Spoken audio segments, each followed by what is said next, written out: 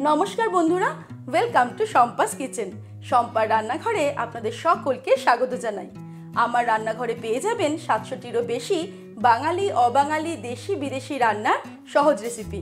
শুধু ইউটিউবে গিয়ে সার্চ করুন শম্পাস কিচেন, আর অবশ্যই আমার চ্যানেলটিকে সাবস্ক্রাইব করে নিন আর বেল নোটিফিকেশনটা ক্লিক করে অল অপশানটাকে সিলেক্ট করতে ভুলবেন না। তাহলেই আমার শেয়ার করা সমস্ত নতুন রেসিপির আপডেট সবার আগে আপনার মোবাইলে পৌঁছে যাবে।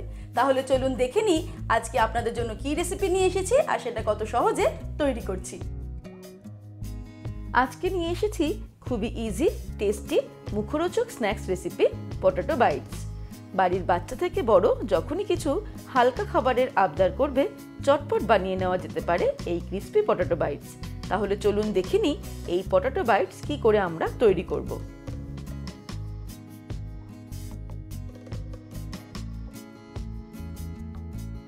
সবার প্রথমে আমি নিয়ে নিয়েছি দুটো বড় সাইজের আলুগুলোকে সিদ্ধ করে নিয়েছি।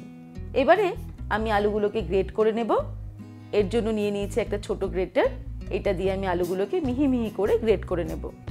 আপনারা চাইলে আলুগুলোকে ম্যাশ করেও নিতে পারেন, খেয়াল রাখতে হবে যাতে কোনো বড় দানাদার অংশ না থাকে। দুটো আলুই গ্রেট করে নিয়েছি।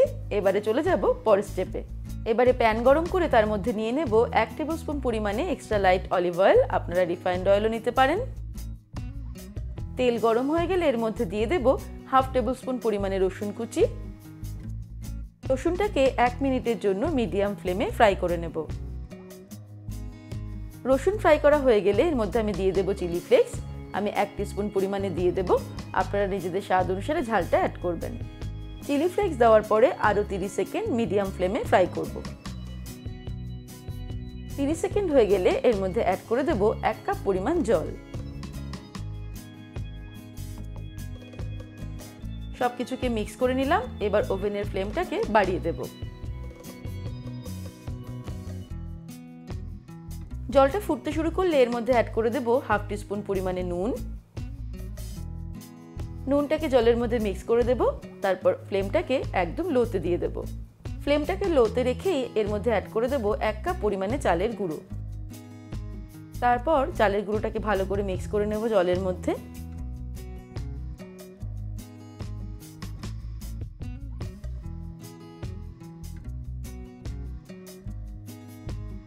ফ্লেমটাকে লোতে রেখেই আমি খুব ভালো করে চালের গুঁড়োটাকে সব কিছুর সঙ্গে মিক্স করে নিলাম এইভাবে।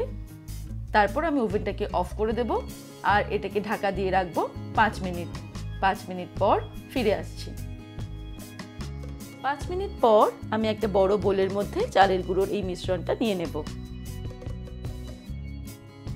আর একই সঙ্গে এর মধ্যে নিয়ে নেব গ্রেট করে রাখা সিদ্ধ আলু। ছড়িয়ে দেব 1 টেবিল স্পুন পরিমাণে রিফাইন্ড অয়েল।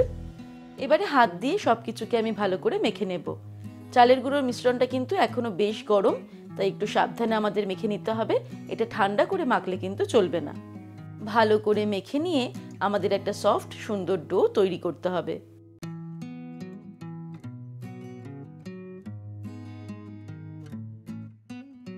মাখতে মাখতেই এর মধ্যে অ্যাড করে দেব 1 টিস্পুন পরিমাণে অরিগ্যানো।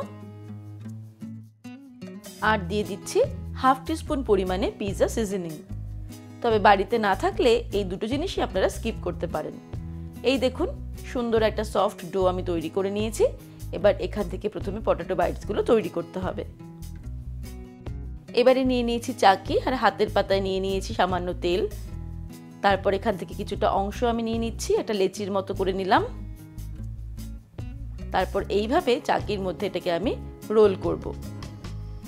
আপনারা চাইলে চাকির গায়েও কিছুটা পরিমাণে তেল স্প্রেড করে নিতে পারেন। এই দেখুন, 2 হাত দিয়ে আমি এটাকে লম্বা করে রোল করে নিচ্ছি।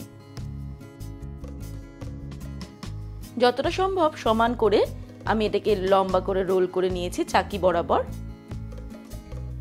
এই দেখুন, তারপর নিয়ে নেব একটা ছুরি।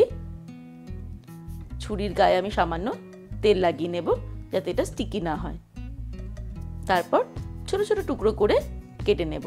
চেষ্টা করব সমান টুকরো করে কেটে নেওয়ার। তারপরে এক একটা ছোট ছোট টুকরো নিয়ে এইভাবে হাতের মাঝখানে আমি ব্যারেলের মতো শেপ দিয়ে দেব।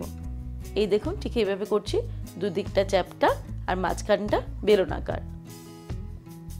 ব্যাস এইভাবে আমরা পটেটো বাইটসগুলো তৈরি করে নেব একটা একটা করে।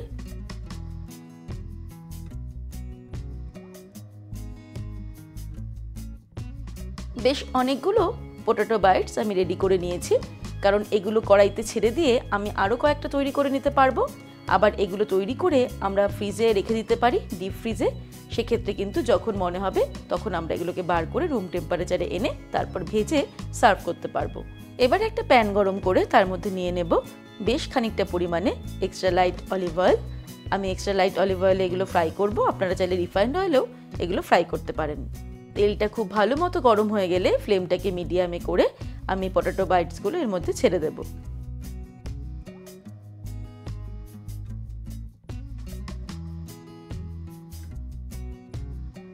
দেওয়ার পর থেকেই এগুলোকে কিন্তু একটা খুন্তি বা স্প্যাচুলার সাহায্যে নাড়তে হবে, কারণ এগুলো এক একটা অপরের গায়ে লেগে যাওয়ার একটা টেন্ডেন্সি থাকে। তাই আমি নাড়তে নাড়তে কন্টিনিউয়াসলি এগুলোকে ফ্রাই করব মিডিয়াম ফ্লেমে।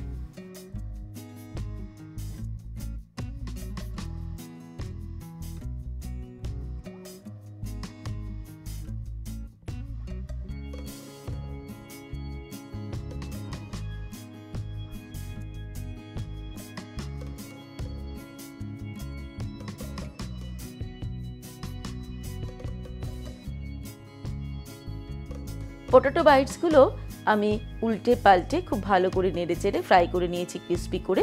এগুলো এক একবারে ফ্রাই করতে মোটামুটি 8 থেকে 10 মিনিট সময় লাগে। এই দেখুন এগুলো ফ্রাই করা হয়ে গেছে। আমি এবার এগুলোকে তেল থেকে ছেঁকে তুলে নেব।